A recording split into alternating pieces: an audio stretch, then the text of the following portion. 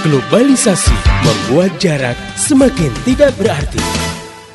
Jadi hukum memainkan alat musik ya dari sisi aktivitas memainkan alat musik itu saja ya atau mengenai alat musiknya sendiri ya, maka boleh-boleh saja atau mubah gitu.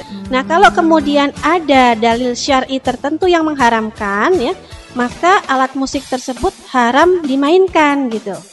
Nah, kalau kita lihat tentang permainan musik ini, biasanya dalil ini terkait dengan aktivitas lain ya yang menyertai penggunaan alat musik tersebut. Tapi misalkan disertai dengan aktivitas-aktivitas maksiat, maka memainkan alat musik tersebut menjadi haram.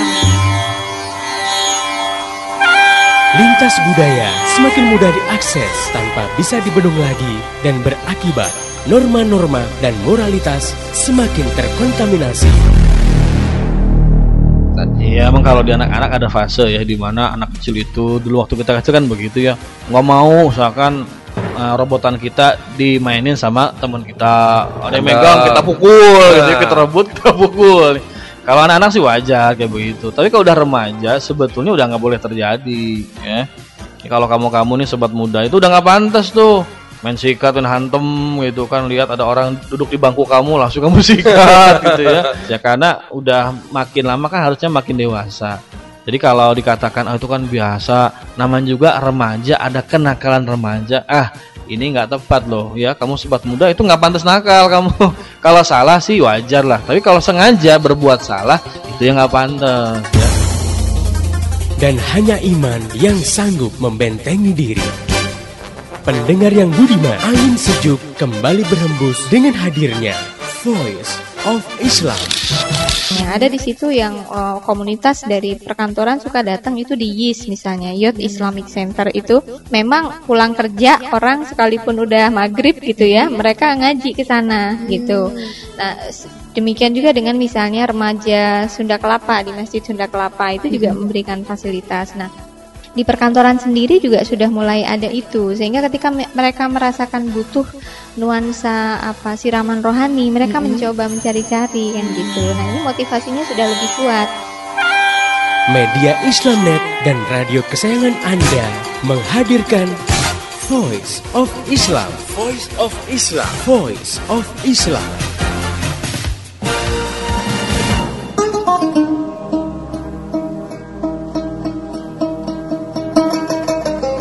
Halo Indonesia, Assalamualaikum warahmatullahi wabarakatuh. Alhamdulillah kembali hadir di ruang dengar Anda program Voice of Islam, kerja bareng Media Islamnet dengan radio kesayangan Anda ini. Dan selama 30 menit ke depan, Voice of Islam akan mengisi ruang dengar Anda dalam rubrik Kisah-Kisah Teladan bersama saya Umar Abdullah sebagai narator dan penulis naskahnya, dan Dafir Langga sebagai penata suara dan lagunya. Pendengar yang budiman, Maulid Nabi sebagai sebuah perayaan sebenarnya tidak pernah terjadi di masa Rasulullah Muhammad SAW.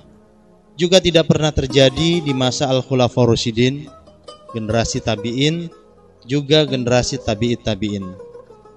Menurut catatan sejarah, Maulid Nabi Muhammad SAW sebagai sebuah perayaan baru muncul pada abad keempat Hijriah, tepatnya pada tahun 362 Hijriah. Saat itu yang memulainya adalah Al-Mu'iz Lidinillah Al-Fatimi di Kairo, Mesir. Al-Mu'iz Lidinillah Al-Fatimi ini adalah seorang Ismail Batini yang mengikuti faham kebatinan dari aliran Ismailiyah, sehingga ia keluar dari dinul Islam.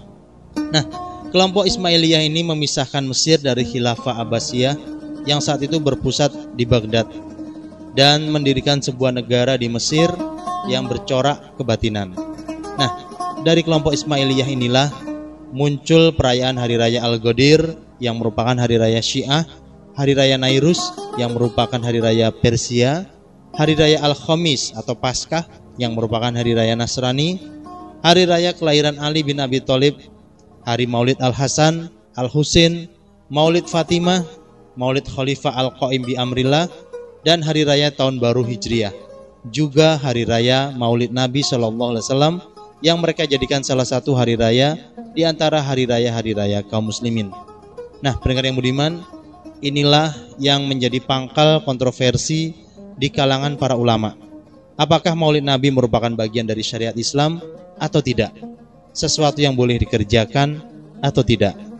Nah, pendengar yang budiman, namun demikian para ulama baik yang pro maupun kontra, semoga Allah merahmati mereka semua, bersepakat bahwa Maulid Nabi SAW boleh dijadikan sebagai sarana atau momen untuk mengungkapkan kecintaan kita kepada Rasulullah SAW, untuk menampakkan rasa syukur kita kepada Allah atas karunia yang diberikan kepada umat manusia dengan kelahiran baginda Rasulullah SAW, atau memanfaatkan peringatan Maulid Nabi SAW sebagai momen untuk mengadakan kajian atau ceramah-ceramah di berbagai penjuru dunia Islam dengan maksud mengingatkan kaum muslimin terhadap sirah Rasulullah SAW, mengingatkan mereka terhadap agama dan sejarah mereka serta warisan mereka yang agung.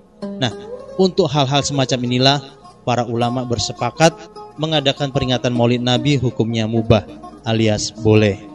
Nah, oleh karena itu pendengar yang beriman, kali ini kisah-kisah teladan mengangkat tema kelahiran, pertumbuhan, dan perjuangan manusia membawa risalah.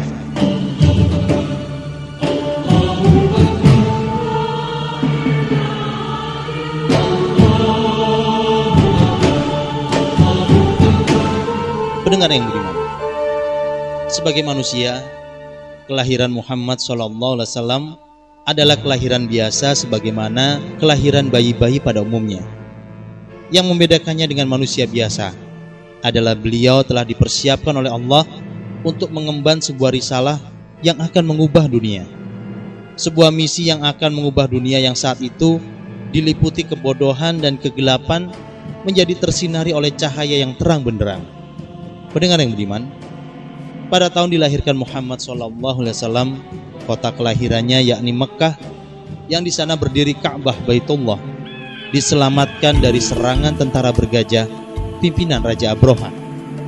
Allah Subhanahu wa Ta'ala mengirimkan burung-burung yang berbondong-bondong, membawa kerikil-kerikil dari neraka yang menghancurkan tentara-tentara tersebut. Bagai gempa bumi yang menggegarkan, tentera bergajah Abraha ingin memusnahkan kota Mekah kerana dengki dan benci terhadap rumah Allah. Tiada yang mampu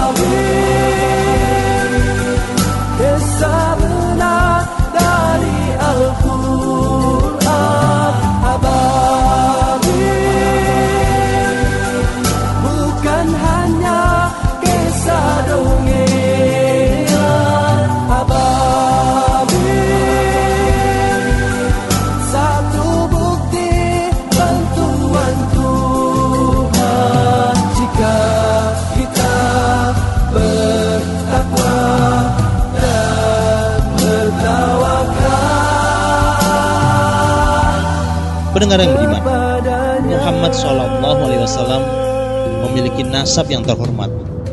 Beliau adalah Muhammad bin Abdullah bin Abdul Muthalib bin Hashim bin Abdi Manaf bin Qusay bin Kilab bin Murrah bin Ka'ab bin Luwai bin Ghalib bin Fihr bin An-Nadhar bin Kinanah bin Khuzaimah bin Mudrikah bin Ilyas bin Mudar bin Nizar bin Mu'ad bin Adnan bin Ismail bin Ibrahim Al-Khalil alaihi salam. Ibu beliau adalah Aminah binti Wahab, seorang gadis yang paling mulia dari Bani Zuhra. Saat Abdullah ayah Muhammad SAW pulang bersama rombongan pedagang Quraisy dari negeri Syam, ketika sampai di Madinah, Abdullah wafat ketika Muhammad dalam kandungan Aminah baru berumur 2 bulan. Pendengar yang budiman, Muhammad SAW lahir pada hari Senin 12 Rabiul Awal tahun Gajah. Bayi yang baru lahir itu dibawa oleh sang kakek, yaitu Abdul Muthalib, masuk ke dalam Ka'bah. Di dalam Ka'bah, Abdul Muthalib berdiri sambil berdoa dan bersyukur atas nikmat yang telah dikaruniakan kepadanya. Kemudian Muhammad SAW disusukan kepada seorang wanita dari Bani Sa'ad bin Bakar, yaitu Halimah binti Abu Duaib. Pendengar yang budiman, sejak menyusui Muhammad SAW, keluarga Halimah As-Sa'diyah mendapat banyak kebaikan. Puting-puting susu kambing-kambingnya menjadi penuh. Padahal tanah di daerah Bani Sa'ad adalah tanah yang sangat gersang. Pendengar yang budiman, Muhammad SAW mengalami pertumbuhan yang sangat cepat, tidak seperti anak-anak lainnya. Ketika umurnya belum mencapai 2 tahun, Muhammad SAW terlihat sebagai anak yang kekar dan kuat. Saat dalam pengasuhan, Muhammad SAW mengalami pembelahan dada.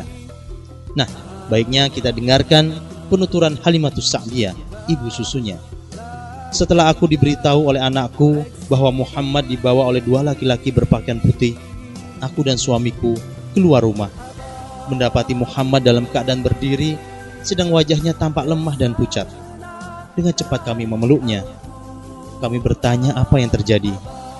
Muhammad menjawab, telah datang kepadaku 2 orang lelaki berpakaian putih-putih. Lalu aku dibaringkan dan perutku dibelah. Terakhir, keduanya menaruh sesuatu ke dalam perutku, namun aku tidak tahu apa itu. Pendengar yang budiman, Muhammad SAW diasuh oleh keluarga Halimatus Sa'diyah hingga umur 4 tahun. Kemudian dikembalikan ke ibunya, Aminah binti Wahab. Ketika umur 6 tahun, ibunya wafat di Abwa, sebuah tempat antara Mekah dan Madinah. Maka lengkaplah status yatim Muhammad SAW.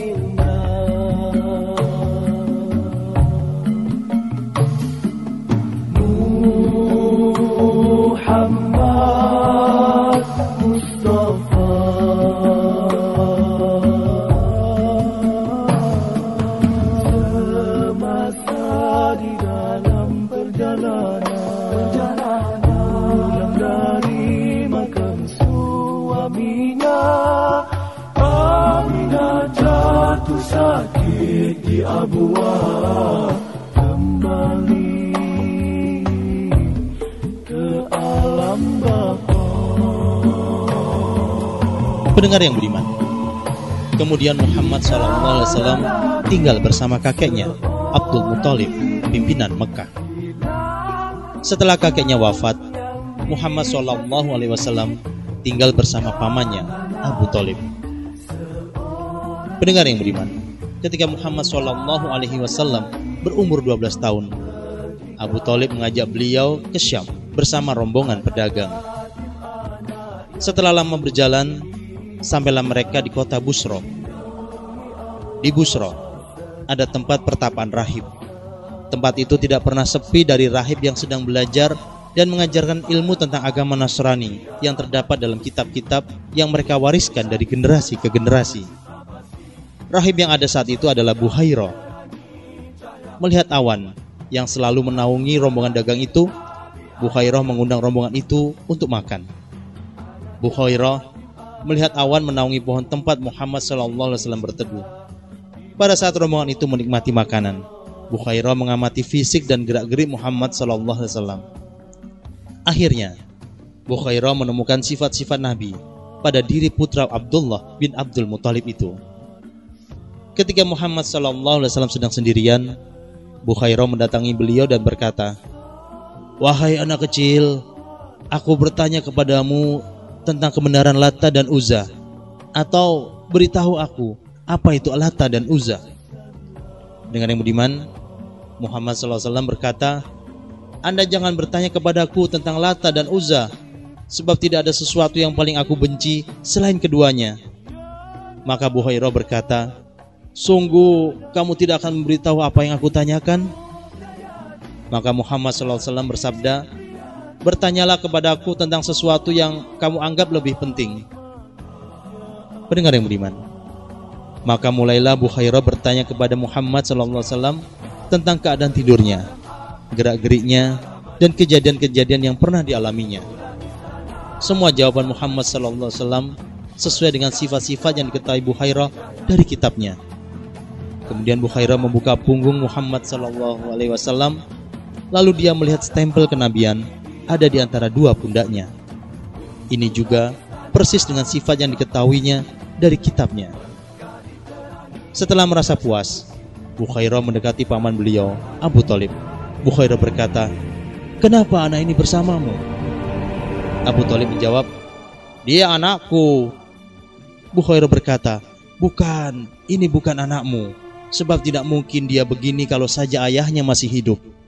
Maka Abu Thalib berkata, "Benar, dia putra saudaraku." Buhairah berkata, "Bagaimana dengan ayahnya?" Abu Thalib berkata, "Ayahnya wafat sejak dia dalam kandungan ibunya." Maka Buhairah berkata, "Kamu benar. Sekarang bawalah pulang kembali keponakanmu ini, dan berhati-hatilah dengan orang-orang Yahudi, sebab kalau mereka tahu, pasti mereka akan berbuat buruk kepadanya. Sebenarnya dalam diri keponakanmu itu tersimpan sesuatu yang sangat besar. Untuk itu, bawalah dia segera kembali ke negerinya." Demikianlah, dengar yang beriman, banyak pendeta Nasrani seperti Buhairah, Nastura, dan Waraqah bin Naufal, kerabat Khadijah, istri Muhammad SAW, yang telah melihat tanda-tanda kenabian pada diri Muhammad SAW. Pendengar yang beriman, ketika masa diutusnya Muhammad SAW sebagai Rasulullah sudah dekat, maka setiap kali beliau keluar ke tempat-tempat terbuka, jalan-jalan setapak, atau bukit-bukit di Mekah, maka beliau tidak melewati bebatuan dan pepohonan, kecuali bebatuan dan pepohonan itu mengucapkan, "Assalamualaikum, wahai utusan Allah." Mendengar itu, beliau melihat ke sekitarnya, ke kiri dan ke kanan, dan ke belakang. Namun beliau tidak melihat seorang pun.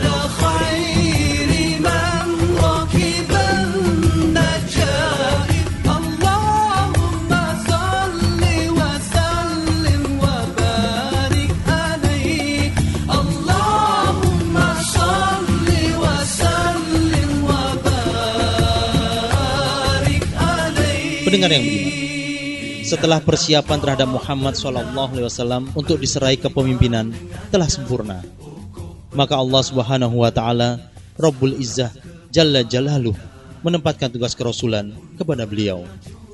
Risalah pertama yang diwahyukan Allah kepada Rasulullah SAW adalah Al-Quran Surat Al-Alaq ayat 1-5. Pendengar yang beriman, setelah turun wahyu Allah, A'udzubillahi minasyaitonirrajim, Ya ayyuhal mudaththir qum fa'anzir wa rabbaka fakabbir wa thiyabaka fatahhir. Hai orang yang berselimut, bangunlah, lalu berilah peringatan, dan Tuhanmu agungkanlah, dan pakaianmu bersihkanlah. Quran Surat Al-Mudaththir ayat 1-4. Kemudian Allah Subhanahu wa Ta'ala menurunkan wahyu, A'udzubillahi minasyaitonirrajim, wa anzir ashiratakal aqrabin, dan berilah peringatan kepada kerabat-kerabatmu yang terdekat. Al-Quran Surat Asy-Syu'ara ayat 214. Maka Rasulullah Muhammad SAW mulai mengumpulkan kekuatan dan menyiapkan dukungan publik dalam bentuk kekuatan negara yang akan menerapkan dan menyebarluaskan risalah Islam. Mulailah Rasulullah SAW mendakwai keluarga dan yang ada di rumah beliau. Kemudian Rasulullah SAW menyeru teman-teman dekatnya. Setelah turun wahyu Allah, A'udzubillahi minasyaitonirrajim, fasda' bima tu'maru wa'rid 'anil musyrikin. Maka sampaikanlah olehmu secara terang-terangan segala apa yang diperintahkan kepadamu, dan berpalinglah dari orang-orang yang musyrik. Quran Surat Al-Hijr ayat 94. Maka Rasulullah Muhammad SAW menyerukan risalah Islam kepada seluruh manusia. Jumlah kaum muslimin pun dari hari ke hari terus bertambah, meski mereka harus berhadapan dengan penyiksaan dan tekanan. Rasulullah, dalam mengenangmu kami susuri lembaran sirahmu, pahit ketir perjuanganmu membawa cahaya kebenaran. Engkau taburkan pengorbananmu untuk umatmu yang tercinta, dia terpaksa tempuh derita, cekarnya hatimu menempuh ranjaunya. Tak terjangkau tinggi perkertimu, tidak tergambar indahnya akhlakmu, tidak terbalas segala jasamu. Sesungguhnya engkau Rasul mulia, tabahnya hatimu menempuh dugaan, mengajar erti kesabaran, menjulang panji kemenangan, terukir namamu di dalam Al-Quran. Dengar yang budiman, setelah risalah Islam dipeluk oleh sebagian besar penduduk Madinah, setelah para ahlu nusrah Madinah menyerahkan kekuasaan kota Madinah kepada Rasulullah Muhammad SAW, setelah persiapan untuk mendirikan masyarakat yang baru di negeri yang aman untuk menerapkan sistem Islam telah matang, maka Rasulullah SAW mulai menginstruksikan para sahabatnya untuk berhijrah dari Mekah ke Madinah. Setelah perintah berhijrah untuk Nabi Muhammad SAW turun, maka Rasulullah SAW dan Abu Bakar As-Siddiq pun berhijrah dan selamat sampai ke Madinah. Hawa Rasul, Allahu Akbar, Allahu Akbar. Hawa Rasul, Allahu Akbar, Allahu Akbar, Allahu Akbar, Allahu Akbar. Hawa Rasul, Allahu Akbar, Allahu Akbar. Marhaban bi Rasulillah fi Madinatil Munawwarah. Marhaban, marhaban. Tala'al badru alaina من ثنيات الوداع وجب الشكر علينا ما دعا لله داع. Demikianlah manusia agung itu telah mendirikan negara Islam, sebuah negara yang menerapkan risalah Allah. Manusia mulia itu telah menjadi kepala negara yang mengemban risalah Islam ke seluruh dunia dengan dakwah dan jihad.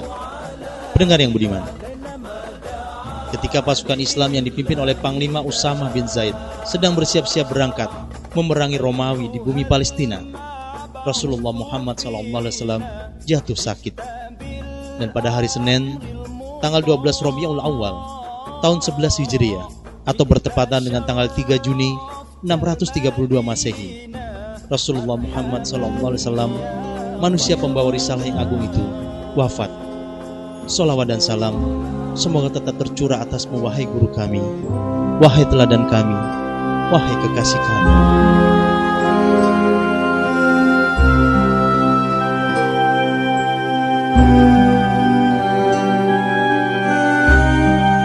Ya Allah, la haula wa la quwwata illa bika ya Allah. Tolonglah kami agar kami mampu meneladani Rasul-Mu yang mulia dalam seluruh aktivitas kami ya Allah, dalam muamalah-muamalah kami, dalam ibadah-ibadah kami, akhlak-akhlak kami, dakwah-dakwah kami, tata pemerintahan dan pengadilan kami, dalam politik, pendidikan, dan segala aspek kehidupan kami ya Allah. Ya Allah, jadikanlah kami orang-orang yang mencintai Rasul-Mu dengan sebenar-benar kecintaan ya Allah. Kumpulkanlah kami di akhirat nanti bersama Rasul-Mu yang mulia di surga nanti. Amin ya Allah, ya mujibas sa'ilin. Ya Rasulullah, salamun alaik, ya rafi'a syani wa daraji. Ya Rasulullah, salamun alaik, ya rafi'a syani wa daraji. Atfatai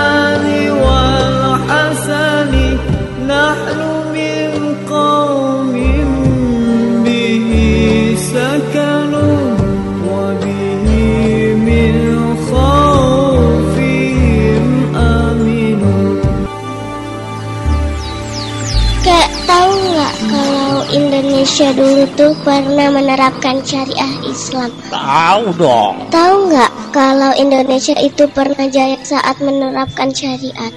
Tahu dong. Kok tahu sih, Kak? Ya tahu lah. Oh, kakek dulu pernah hidup di masa itu. Loh, kamu tahu dari mana? Kakek belum tahu ya. Sekarang kan sudah ada visi di sejarah penerapan syariat Islam di Indonesia, Kak.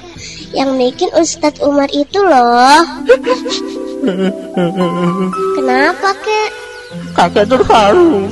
Mudah-mudahan sejarah penerapan syariat Islam di Indonesia bisa terungkap. Mudah-mudahan bangsa ini kembali mulia, kembali jaya seperti dulu. Bangsa yang pernah mulia mencapai jaya saat menerapkan syariah. Segera dapatkan VCD Sejarah Penerapan Syariah Islam di Indonesia karya Ustadz Umar Abdullah. Hubungi media Islamnet di 0856 9492 4411. Demikian tadi Voice of Islam. Semoga hikmah yang terkandung bermanfaat untuk kita semua. Amin, amin, amin. Ya Robbal Alamin. Kembali bisa Anda dengarkan Voice of Islam. Menghadirkan topik-topik seputar kehidupan kita esok hari di waktu dan gelombang yang sama.